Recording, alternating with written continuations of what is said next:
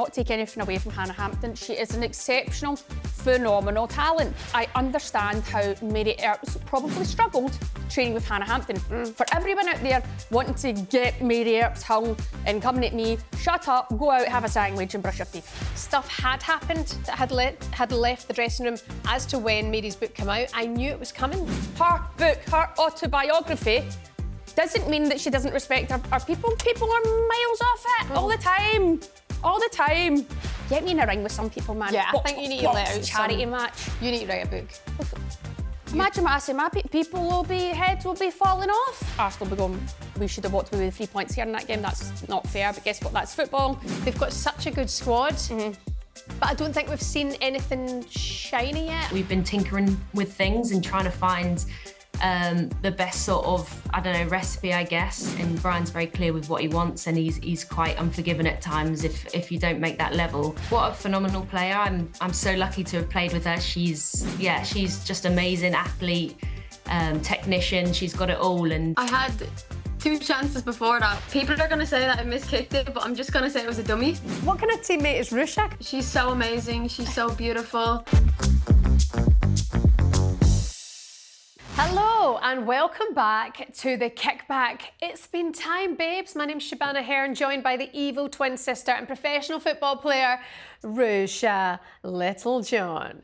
Coming up for you on today's show, it's been such a long time, so we're going to get stuck into all of the latest from the Women's Super League and bring you our thoughts on Mary Earps and the Hannah Hampton drama. Plus, Everton's Hayley Ladd joins us to discuss their season so far, following a loss to Manchester City at the weekend. Good game. And Republic of Ireland's Abbie Larkin joins us to discuss her wonder goal that gained them to promotion into League A in the international break. Stay tuned for all of that and much, much more on the way.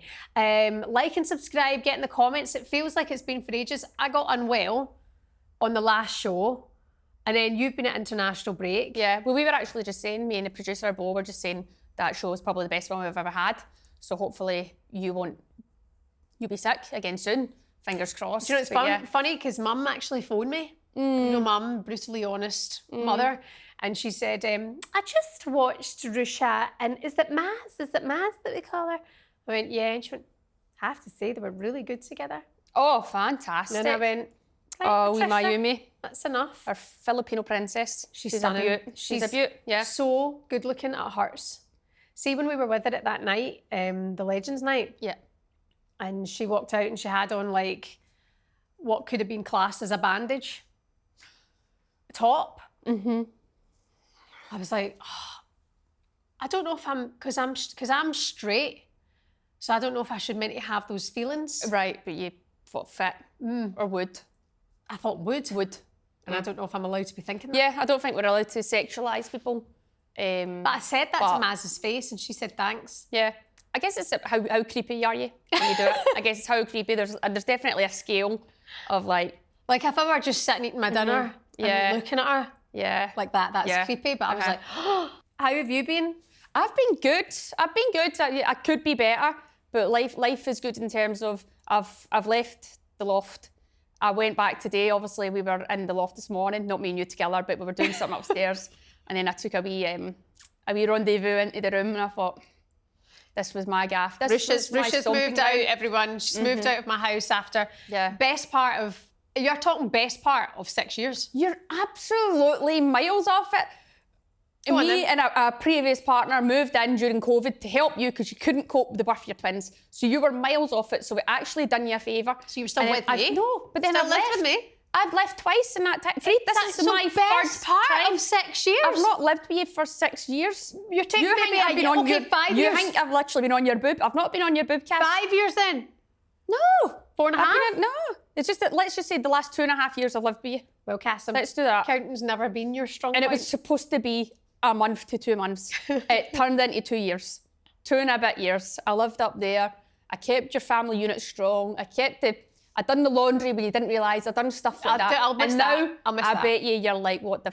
That didn't just happen overnight. It definitely wasn't your husband because he's funny, miles off it. Because he doesn't... He's told me he doesn't care about washing. He doesn't care. Do you know what's funny? God love him. I think recently I actually said to Jade, I was like, there's a wash on and Shebann's not in. It's funny, then I recently discovered that he put the wash on, so I think he's gone, I've smashed it, I've put the wash on, but then he's left it in the machine. So it stinks. Come back and put the wash on again. Smells like a cat's gone in there and it's like a cat's went in. Like these poor kids are going into St Albans, of all places, and people going, there's the bins.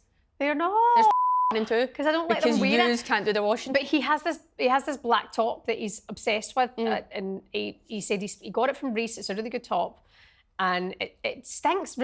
However I wash it, whatever way I wash it, how much I dry it, put it on the line, it just dries damp. It stinks. So today I said to him, you're going to have to give up on that doll. Right. You're humming a Oh, has he been wearing it? Yes. Oh no. Yeah. Big streak of walking about the office. And you know, he's a nice guy and all he's that. He's a good guy. Nobody likes someone who smells of damp. No. Damp's one of the worst. That's such a bad smell. I don't know. I don't understand how people can't smell it. I am like the damp detector though. I'm like. You're like blood I signs. sniff it out. I sniff it out. That's part of your undiagnosis. Is it? It's heightened senses. Is it? Well, just think when somebody's got a smelly I'm like,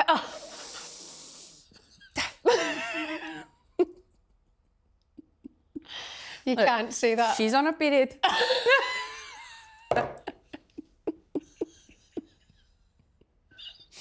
You can't say that. Okay. So true though. Right, 6 minutes in, second cup. Wonderful. Right, let's crack on with what we should talk about. Where do we start? Do you want to talk about Mary Earps and Hampton? First, talk about the WSL at the weekend first. I'll give you the option of two. Right, we'll just get into it. And Mary Earps actually sat down with our friend of the show, Leanne Sanderson, former Lioness, to react to some of the negative attention her book has been getting. You know, when people don't like things for what it is, I can accept that. Like, Mary, I don't like you. I can accept that. Like, I'm not everyone's cup of tea. It's cool. But you know, when people are so, like, on something for what it's not, and I have to, you know, I wrote the book. So, you know, I'm not like upset that people have opinions on the book. That's totally allowed. I think it's because I just feel like it's got really distorted, and because of the way things have been reported, it's made it sound like I've been coming for certain people, and genuinely, like, I've done so many pre-recorded interviews as well, which are now just going to look, and people are just going to say they look ridiculous, because I have said throughout, like, how much respect I have for Sarina, and how I think Hannah's such a great goalkeeper, and what an amazing summer they all had together, and what an incredible job Sarina, Hannah, and the whole team did. And I think that's just, like, really challenging, because I feel like all of that has been totally lost. And I understand that's the name of the game, and that's the nature of the beast, and I'm in this life and I'm in this industry, and I just take my responsibility as a role model so seriously. Like, I've worked so hard to build this legacy, you know, and try and leave the game in a better place. That's all we've done. Leanne, that's what you tried to do. That's what everyone tries to do who plays the women's game. We don't start in this game for money and cars and houses and all of that stuff. Like, we don't. Like, that's just the reality. Like, we've played this game because we love it. And because I think because of all the stuff we've faced, we want to make sure that other people don't go through the same stuff that we go through. And I've literally tried to do everything I can to help people, give opportunity, you know. Like, I mean, I just sound like I'm trying to big myself up now. No, you don't have to. I'm damned if I do, I'm damned if I don't, you know. Like, if I speak, like, if I don't, I just, and I'm not trying to play the violin. Like, it's just hard when this is not what the book is. The book is my life, my experiences, my perspective. Other people can have different perspectives. We have multiple perspectives on the same situation, and that's okay. Like, I'm just trying to be honest in my truth and be authentic. And I think because, you know, I'm not trying to blame journalism or anyone, but because of these reports, like, it's just come out like the polar opposite of what I wanted. And that is so frustrating, because it makes you just want to, crawl up into a ball. What do you want to talk about? What do you want to talk about? I should just asked you. All right, well, I'm just saying, like, it's been a thing from, obviously, we've not been here. But We're 2 weeks in now. I think, obviously, I've got people who've came at me. So Why are people coming at you? Because I said that Hannah had bad behaviour, which she did, rolling back them years. That's when it was, when we were at Villa or Birmingham. Okay? That was it. But what I've said is you cannot take anything away from Hannah Hampton. She is an exceptional, phenomenal talent. I've said I can't hang at her arse anymore. She's a fantastic goalkeeper. Our distribution is second to none. And that's like, you're talking about, she plays like she's an outfield player. She plays like a wee Xavi Alonso, just drilling balls to people. It's beautiful. It's phenomenal. She's very talented. She can bloody play the drums. She can play the piano. I play the piano upside down, which is a bit different. Stop it! Sorry. She's fluent in X amount of languages. Do you know what I mean? So she is a phenomenal talent. No one's taken that away from her. What was said is that she did. I can't speak about the now and the present because I'm not there, I'm not with her. And what I was basically saying is I understand how Mary Earps probably struggled training with Hannah Hampton because, yes, she was a nightmare at times. And people that are going, you have to give details, you have to give it. I don't give anything, right? I don't need to give details. The fact is, it happened and people that were there knew it happened. Therefore, Mary really struggled and probably said in her book she felt like bad behaviour was being rewarded. Because she did. Let's be honest, it's like the whole thing with managers, it's like, nobody's bigger than the team, nobody's bigger than this, nobody's bigger than the club, nobody's bigger than the badge. But at the end of the day, when managers want to win, they will play their best team. So I think Mary Earps is basically just saying that was a bit she felt a bit but Hannah's a great goalkeeper and now deserves to play. End of discussion. For everyone out there wanting to get Mary Earps hung and coming at me, shut up, go out, have a sandwich and brush your teeth. End of discussion. So how do you really feel? It's funny. Can we go through some of the comments on TikTok, or is that like to you? Oh, go on. No, that's good. That's good. Actually, Yeah. that gives us something to talk about. As you know, Ruesha had said in a clip that she felt that Hannah in the past had behaved bad. Said all the things there. What she also said is that this was years ago, whatever like that. Bad behaviour, blah blah. It clearly wasn't that bad. If it was brushed under the carpet, she's England's number one. The way Ruesha says it is really annoying me. Says what? So Hannah misbehaved. Hold on, where's the ones actually coming at Ruesha? These ones are good. Oh, pot, kettle and kettle. That's a good one. The worst possible behaviour a footballer can do is here. That's what you. Ruesha, realness is what I love. That's one nice comment. Oh. Basically just everyone saying, well, you've had about 300 clubs, so what merits bad behaviour?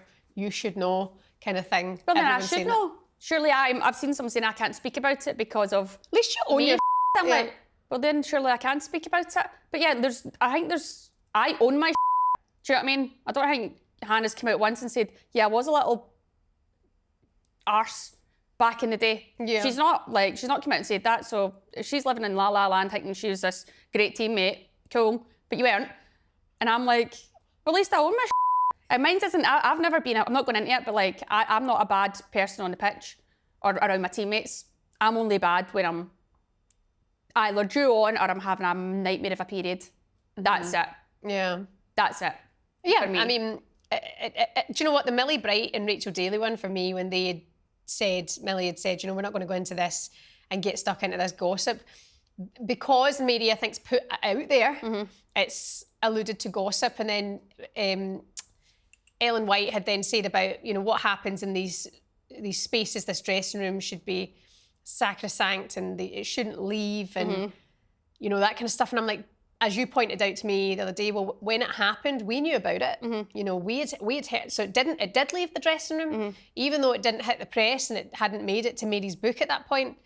Stuff had happened that had left the dressing room. As to when Mary's book came out, I knew it was coming. I knew there was going to be something about Hannah in this book because of what I had heard about before. Yeah. So that then it didn't stay in your dressing room if it's met my ears. And That's I got what a big I get. mouth and I kept quiet. Ellen White's trying to say, and I'm not taking away from it, Ellen White, whatever. No, not at all. Player, It's her opinion. But I'm like, that wasn't sacred because a lot of people knew about it. So it was already out there. That's what I have a laugh with some people and pundits on their opinions. I see a lot of people speaking about it or covering it because they've had to.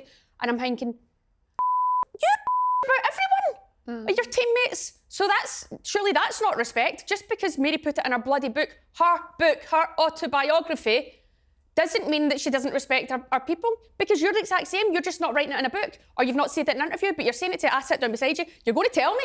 You're going to tell me and you're going to run your mouth. So that's not respect either. So shut up. Honestly, people are miles off it all the time. All the time. Get me in a ring with some people, man. Yeah, I think you need to let out charity match. some energy at some point. All of that said, you know, Hannah Hampton is the number one. She's won with Chelsea. She's won a Euros. And I wonder how they are together as well. I wonder if they've had conversations about it. I wonder if they're going to move on to a better place. Hannah and Mary, you know, you wonder what that relationship's like. But I hope Hannah's okay, because she's a young girl. And there's now a lot of speculation about what she's like as a person or as an individual. And then I look at Mary and I think, oh, you know, maybe you've been ill-advised here. Maybe she wishes she hadn't done it. Maybe she's this is my book and this is what I'm saying. But I do genuinely hope everybody's okay in this situation, you know, because it's personal to them. You know, it's personal stuff and that can hurt. Yeah. And you could find yourself where you're in a mental space going, you know, help me kind of thing, or they might feel pretty terrible. Yeah. So for that, I think it's a discussion point. It's out there now. Everyone's entitled to have the conversation and their opinion on it. But we've got to move on. Yeah, that's it. I think it's put to bed now, and good luck to both of them. Yeah. I don't think they're ever going to be best mates, hanging out, having coffees. Who knows? They might one day.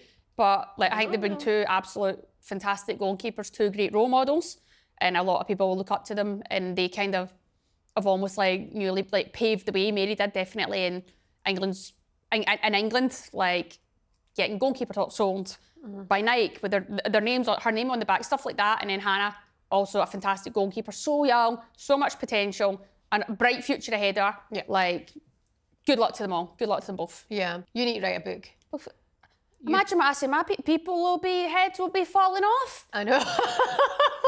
Do you know what I mean? Like, Ruesha's got some genuinely great stories. Like, things happen.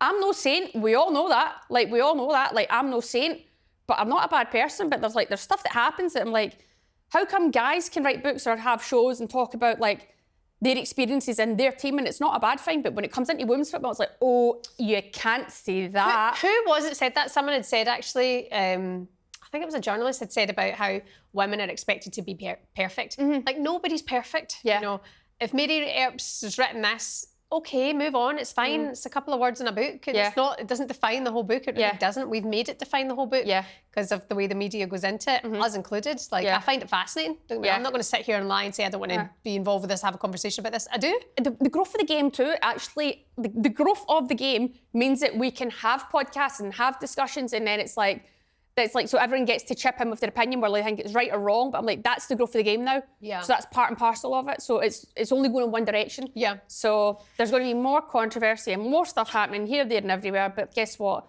It makes the game go round in a way now, doesn't it? And genuinely, I hope they're both okay.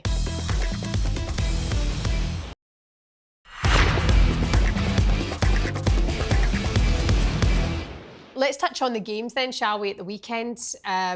Because Arsenal, I think, were hard done by that referee against Chelsea at the weekend. Chelsea started strong, Arsenal start sloppy, but then Chelsea are up against the ropes and it ends up sharing the spoils. Yeah, obviously I was at training, so didn't catch the match, which was disappointing because you wanted to do a wee live and cover it, and it would have been a great game to watch. From what I've seen on the highlights is Chelsea's backs were against the wall coming to the end of the game, and I think Arsenal piled the pressure on a bit. And Chelsea got to really ride their luck. Come the end of the season, will that be a massive point for Chelsea? Who knows? Because I think Arsenal will be going, we should have walked away with 3 points here in that game. That's not fair, but guess what? That's football. That's the way it is. Obviously, Arsenal, I get it, are going to feel very aggrieved and hard done by, especially when they're trying to catch up and get back into third place. So it's one of those. But Chelsea, we speak about Chelsea all the time, just being this, they get stuff done. And it's not pretty. Arsenal play better football. Man City play better football. It's easy on the eye. They just dominate the ball.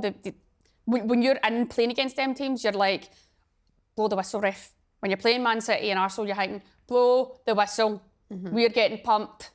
It's a nightmare. When you're playing Chelsea, it's not like that. But the thing is, they get the job done because they've got this strength and depth of squad that somebody's going to do something. Yeah. Somebody's going to pull a bit of magic.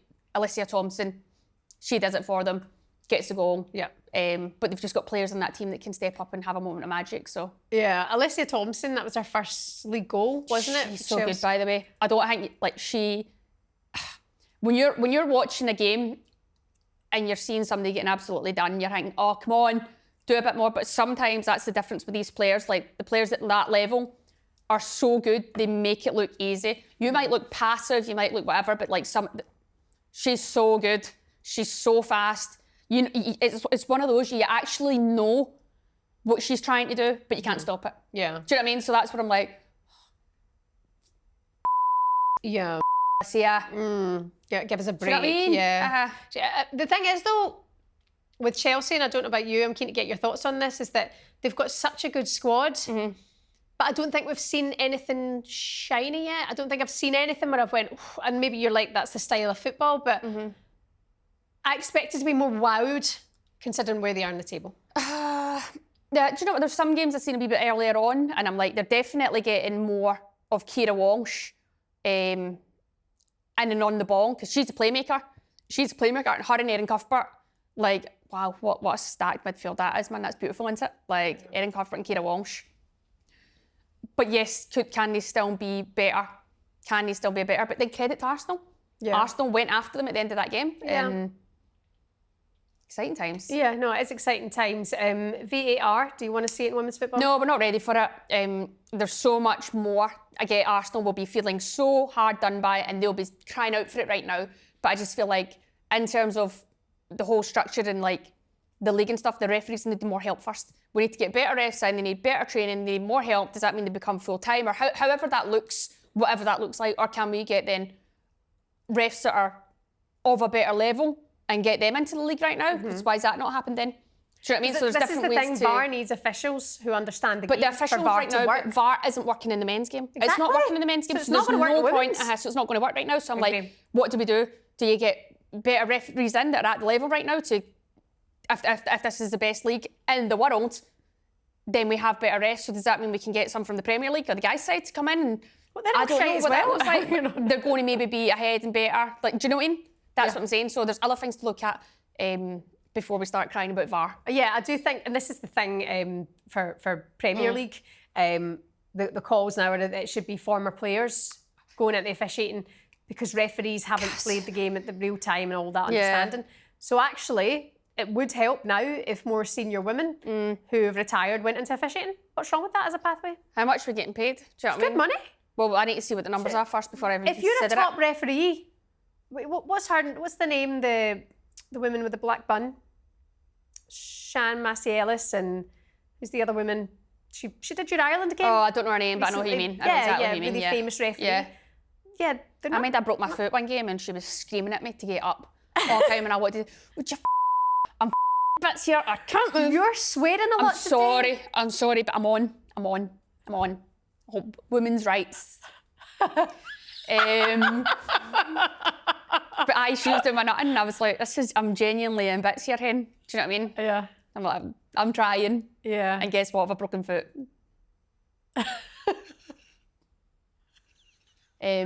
Where was I? I've lost my train of thought again. Where was VAR. that? So that's a no then for VAR. No for VAR, but it depends how much money I'm getting paid. I might consider it. But imagine me telling people, and people look at me a certain way, I'm going to be like, straight red, get off. Do you know what I mean? I had a game in Ireland where the referee actually told me to feck off. Did she? Yeah, he was a guy. I was talking to him, he went, fuck off, I better not say it. Don't want him to get into trouble. But he lost his head. You've done it now 8 times. Yeah, he lost his head. It was quite funny, but I'm thinking, I should report you, sir. I didn't. Why? What made him? Actually, I was like, obviously in the height of the game, I was like, are you for real? I was like, are you for real? Look at where the ball's went, something like that. Was this I think the it was League a of free kick Ireland? to us, yeah, in the League of Ireland. Oh, yeah, and give him a break. Bless him. He's probably Yeah, just bless watched, him. his eyes are bleeding. He's like, Yeah. what am I doing here? That's what I'm just saying, me, I'd be turning around and going, swearing at people, and you're not allowed to do that.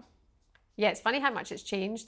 Literally, when you hear now and you speak to coaches, for example, senior, I won't name names, former international players who've played in women's football, how they were brought up in football as to now being in the coaching roles and how different they have to treat. You know, youngsters are not even youngsters, I'm talking like, say, like 23 years old. There's been like an actual cut-off. I'm actually... as to people who can handle being spoken to a certain way and people who I can't. think the thing is, 28, if you're 28, you might have just been on the last ones coming through that could deal with that tone. The precipice of hateful behaviour. And the younger ones, like they can't deal with tone, they can't deal with being told, like there's such a thing right now, yeah, you don't get anything out of them. So, but the way the world's going now, I still think there's a bit right now, but especially if you're in like the elite, so like the Chelseas, the Man Cities, the Arsenals, the Leons, PSGs, international teams, you can still handle it a bit in there because that's the way it is, but it's like it's literally dying out. So the ones coming through, it's not going to be the same. So for the ones that are involved, i.e. myself or like managers and coaches, you have to kind of bend the knee a wee bit and adapt, because even not in football, just in real life, in schools and whatever, that's the way the world's gone. So you have to adapt with it. So what's it, fit in or fake off? And there's actually a bit like that. You have to just hug and love everyone, and everyone's great. And next one. Bo, how many times has she sworn today? She's put 9 cuts in there.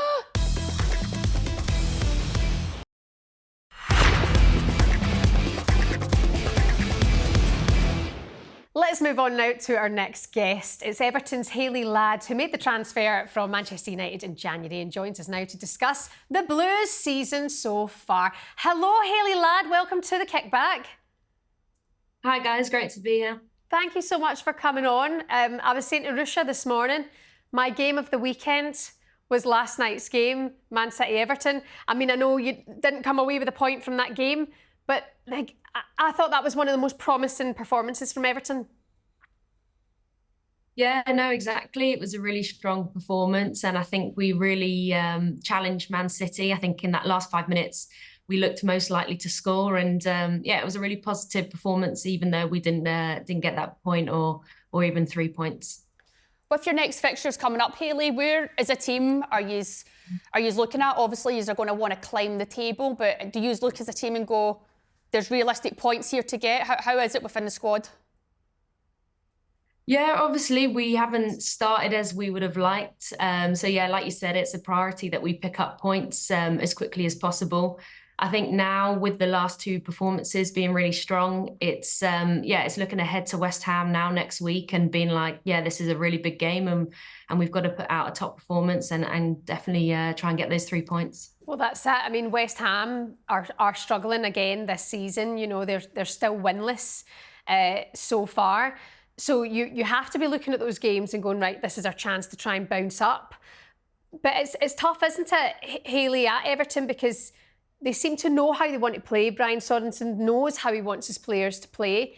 But is it the opposition's just been tougher, or are things not going quite to plan? I think it's probably a mixture of things. I think in terms of style and kind of formation and things like that, I think we've been tinkering with things and trying to find the best sort of, recipe, I guess. We've also had a lot of new players. I think we had 9 new signings, and a lot of them were quite young as well. So it's kind of getting used to the league, and obviously the WSL has been really strong year on year, but I think especially this year it's been super competitive, and it's really unforgiving for new players and for any team, really. How have you found the transition from obviously being at United and then coming to Everton? Obviously you bring a wealth of experience and you're such an important player in centre mid. How are you finding being there at Everton? Yeah, it was probably a tough transition, to be honest. I really enjoyed my time at United, and I was there 5.5 years. So I really felt I was kind of bought into the environment, bought into the club, and I loved my time there. So it's been interesting getting used to the Everton style of play and the way things are. I think the environment and the culture is actually quite similar.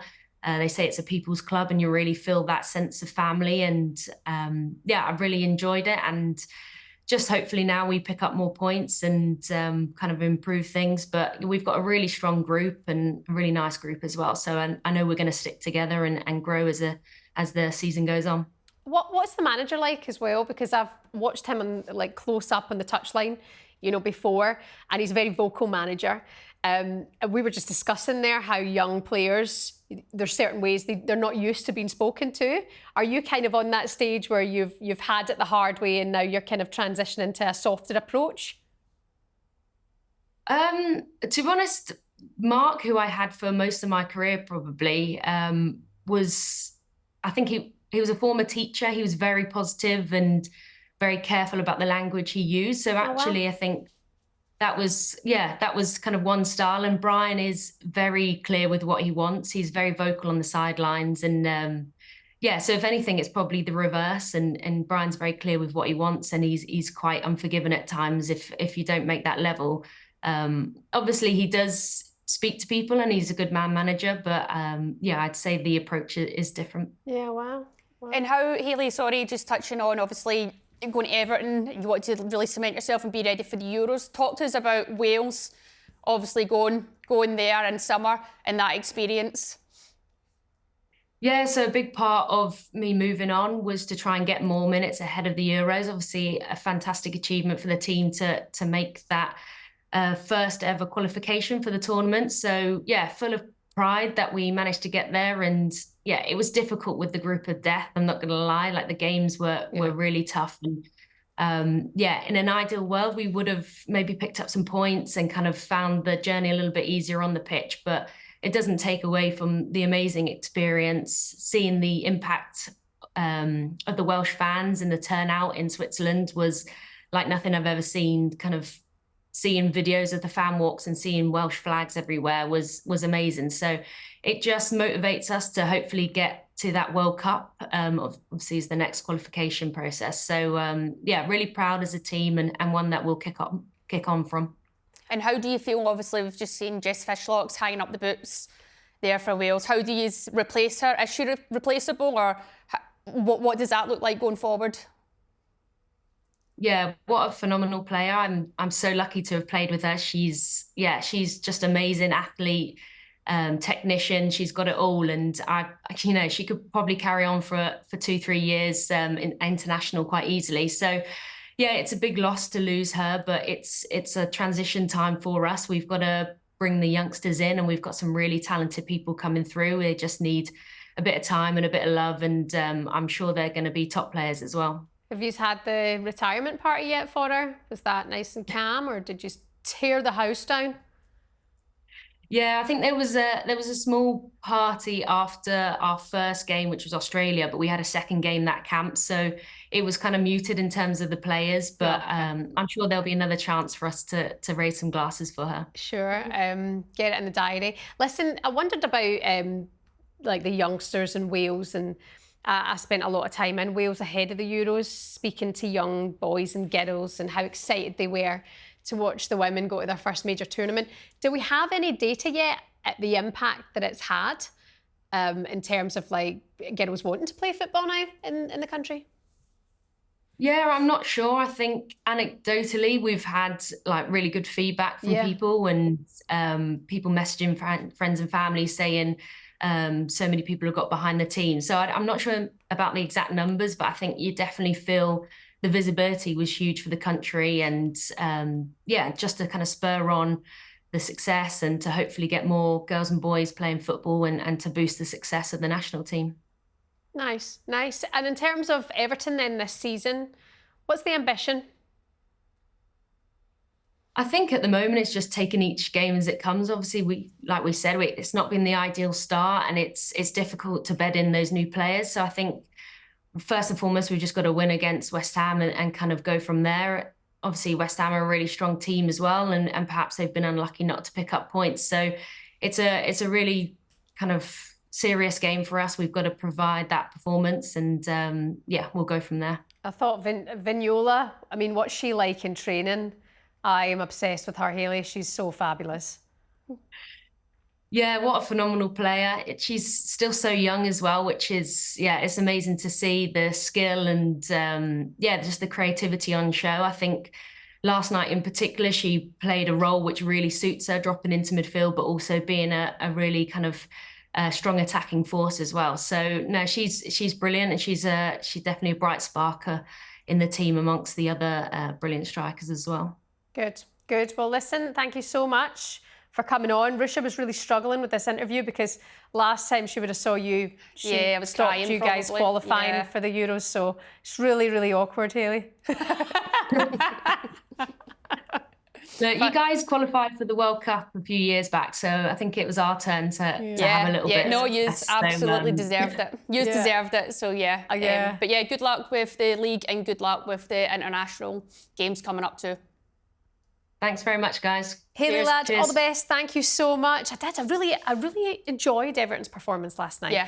And Manchester City, you know, they get the win. By the way, our Kirsten, form of her life. Yeah, I mean, good. just doesn't stop. She's on one at the minute. I thought Katie Robinson last night was excellent for Everton because obviously she's had a couple of moves over the last wee while. I thought they look like a really good team. I always feel they should be up a bit more. Yeah. I don't know what's missing there, you know. I don't know. It's one of those, like, they've got a good team. They seem to get players in. Sometimes, is it like we're saying, there's a lot of new players came in. Yeah. There's a lot of different nationalities, and I know you've flashed them.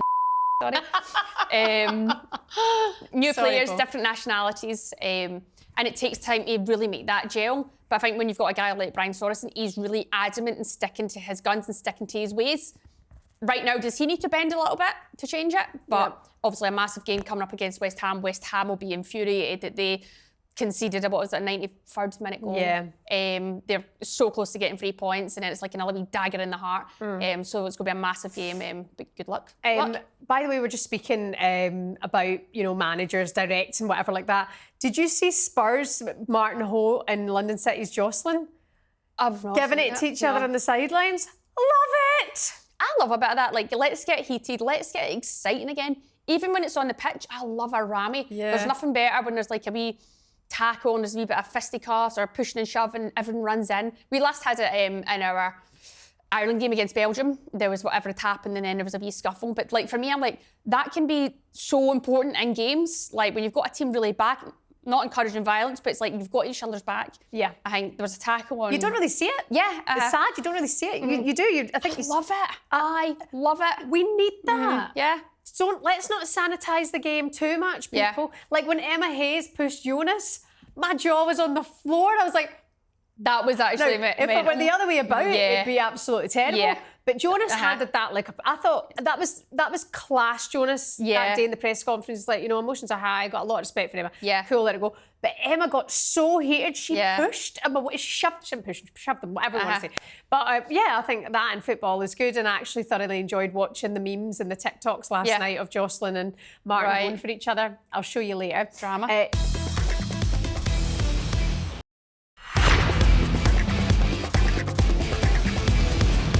Speaking of that game, speaking of the Ireland-Belgium game, we're delighted to finally be joined by Ruesha's Republic of Ireland and Crystal Palace teammate Abbie Larkin, who scored that winning goal in the Nations League playoff against Belgium. Hi, Abbie. Hi. Oh my God, I love you. Thank you for joining me. I love you. What is these little weird American accents you do to each other? Why? Why the American accents? I actually don't know when it started off. I think it was Izzy as well. We all just started talking to each other in American accents, and then, It stuck. It's stuck. It's stuck. everybody hates it. So Yeah. It's funny, I used to have an American boss, her name was Winnie, and she was from New York, and every day she'd come into the office, I'd be like, hey, morning, how are you? I just would keep doing it, and she'd be like, stop doing that. Like, it's me coming in and speaking. It's just very strange. It's like I like to impersonate accents. Larko, how are you? How are you feeling? Obviously, yesterday, disappointing result for us, but what's your thoughts? Where's your head at? yeah, I mean, I'm good. I think we obviously played really well, and we have been the past few games, but yeah, I think we're just getting really unlucky at the moment, and we're still trying to figure out how to fix it. But I think over the next few games, hopefully we'll get on it and keep improving and hopefully get the wins that we deserve. So Ruesha's been key, hasn't she, to getting splinters. Have you been actually with the tweezers, Abbie, trying to get them out of her bum? no, thank you. I would never. Let's talk about your goal, shall we? To get into League A of the Nations League. Talk us through that moment. It was brilliant. Yeah, I mean, I had 2 chances before that, which I, absolutely did not get them right. And I think, the one that just came into me, people are going to say that I miskicked it, but I'm just going to say it was a dummy. Because from certain angles, it can look like I just dummied it. But I chipped it over the keeper, and that is normally never like me because I can't even chip the ball, so I don't know what happened. I think it was just instinct. But yeah, no, the feeling of it going in was amazing. Especially my mum and dad were there in the crowd as well. So having them there to share that moment with me was probably one of the best highlights of my career so far. So lovely, well done. yeah. Yeah, like obviously that goal, Larko, you came on, and I think me and Jesu were beside each other on the bench, and we're speaking, and we were like, Larko's going to score, Larko's going to score, and obviously you were grown into the game. You said you got 2 of them wrong. I think one of them you're unlucky, the one you cut in and sort of hit a shot and it just went over the bar. On a different day that might go in, you might have connected better, but you got a clean strike on it, so it was like you were almost warming up, getting ready, and then like you said, you don't always chip the ball, but how often do you find yourself in that? And it was instinct. That's what I say to you. I feel like Larko can play a few different positions. She can play on the wing, she can play in central, she can play in the 10. But I feel like Abbie has got instinct, so she knows how to finish. So that was just natural, like just lifting it over the keeper like that. Because let's be honest, if you hit that any other way, it probably wasn't going in. No, yeah, to be fair, Jess came up to me at the end of the game and she was like, "You two were like go mental on the bench, being like, she's gonna score, she's gonna score." But yeah, no, exactly. It was definitely instinct. To be fair, when I cut in and I shoot, they're like mainly the ones I would practice on as well in like training and stuff. So, yeah, I think I just seen my opportunity and I was like, we've nothing to lose. So I said, just try hit it. And I'd say if it went a little bit down on target, it probably would have went in. But I'm really happy with the goal I scored. So Abbie, do you know what this means next? Because Ruesha, I say to Ruesha, what does this mean for the Nations League? Because it's trying to crack Fort Knox. It's quite actually hard to understand what this means. So now you're up into Group A. The draw's been done. But once you play those games, does it mean that the playoff is seen as an easier game, or are these all must-win games? I feel like it's I was actually talking to some of the Welsh girls on our team about it. And yeah, I think they were just saying about that we're obviously guaranteed a playoff, but we could also get unlucky or lucky in who we get. It's so too whoever confusing. finishes. It's so confusing. I was really confusing when I was trying to listen to her saying it. I was like, I still don't understand. I can't count to 10, so this is all a bit much for me. Yeah, I think we just turn up to camps, like me and Larko. We don't really know. There'll be people within the squad that know. You'll have like Amber Barrett will know, maybe Katie will know. I don't even think Denise would know. So there's some of us that know and some of us that don't know what's going on. So we just turn up to camp and see what happens and take it from there. But Larko, what's your ambitions for the future? Obviously, you know, I'm one of your biggest fans and I'm always banging the Larko drum. What do you want from international football? How does that look for you? Yeah, God, I think definitely want to keep growing and developing as a player. I want to keep getting my confidence up because I feel like when I have my confidence, I'm the best I can be on the pitch and even off the pitch too. Yeah, I think I just want to keep working on myself and, you know, expressing myself on the pitch, being creative, being free. And yeah, I think in the future with Ireland, hopefully still getting called into camps and, you know, making my mark on the pitch for hopefully getting into the starting lineup. So how incredible would it be to get to the World Cup? Have you thought about that yet? Yeah, I'd say me and my mum and dad talk about it all the time. Especially that it's in Brazil is like mental. Yeah. Yeah, I'd say it's going to be an unreal atmosphere as well. Yeah, second World Cup, I'd say, yeah, it would be amazing if we do qualify, and yeah, hopefully we can make a bigger mark than we did last time. Yeah. So.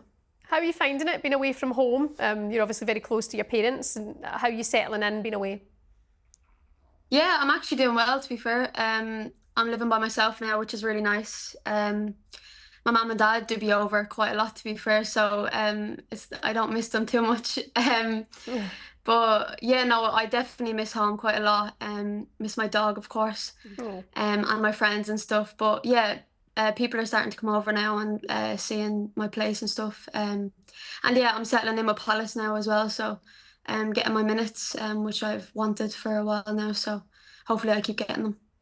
Yeah, no, you're doing really well. You're flying. You're in good form. I think we're just saying you're so dangerous when you get on the ball and get running with the ball, and that's one of your main strengths. But obviously, I think this year you're playing a lot more, and I think maybe off the pitch things are going better. I know you've got a wee mate at Palace, Ash. Talk to me about Ash. How's that going? Do you feel like that's helping you? Yeah, no, Ash is amazing. It's so weird because when I was here last year, we actually didn't talk that much, which is crazy because you wouldn't even notice. Yeah, we've just gotten really close over this year, and I think she's definitely helping me not miss home as much because I have someone that I'm quite close to on the team. Yeah. Yeah, we hang out quite a lot outside of training too, which is really nice. And yeah, no, she's amazing, and I'm really grateful to have her on the Tell team, us what it is that you do together. What do you and Ash get up to? Sounds like it's getting weird. That's a secret. We can't. No, we just chill about. I think we do a bit of music and stuff. We're just hearing a few things. What music? No, we just like write some songs and stuff, but it's nothing major. Do you? Yeah. No, it's good. It's good. Yeah. The two of them are so creative. Like, so they sing, they rap. Larko can play the guitar too. Can you? So and they do all they can dance. Like, they're really creative. Like, it's cool. It's good. Yeah. Larko, I wish Ruesha was as nice to me as she is to you. You're a good footballer. You're really creative. You're in a really good place. Have you got your guitar next to you? No. Come I actually can't find it. I don't know where it's gone. Can you sing? Yes. I would never admit it, like maybe like a little bit, but Oh my God, yeah. this is so good. And what kind of teammate is Ruesha? Because it sounds like you bring a lot to the team. What does Ruesha bring to the team? She brings everything. Oh my God, she's so amazing. She's so beautiful. She makes everybody laugh around her. She makes them feel at home. And who's the better looking twin before we let you go, Abbie? You guys are beautiful, both of you. You're so beautiful. I I love you. Abbie Larkin, thank you so much for your time. It's good to speak to you. Thanks, guys. Bye. Take care. Bye. That was the most random chat. You didn't tell me that she liked music and dancing. So there's Larko, and then there's a girl, Ashley Werden, on the team, Dutch girl. Right. She's also got another nationality. Dutch, in her. by the way, are Mixed. so smart. Yeah. So she's got another nationality, and I can't remember. I get it wrong all the time. It's such a place that you won't even know of. Yeah. Anyway, so creative, but they just sing, they rap, they make songs, they dance. It's a really good balance off the pitch for each other. But it's so weird that they've got people like really similar with similar interests. I mean, Yeah. they're not the same people, but like having similar interests and somebody to bounce off of. You're really seeing Larko like she's really hitting the ground running this year. So Good. it's great to see. Well, if Shebahn needs an education on how to twerk or moonwalk, give me a shout. Rue, it's been an absolute pleasure. Behave yourself over the next week. We'll see you again very soon. Thank you for watching The Kickback. Please like and subscribe. Hope you enjoyed the show. We'll see you again next week. Bye-bye.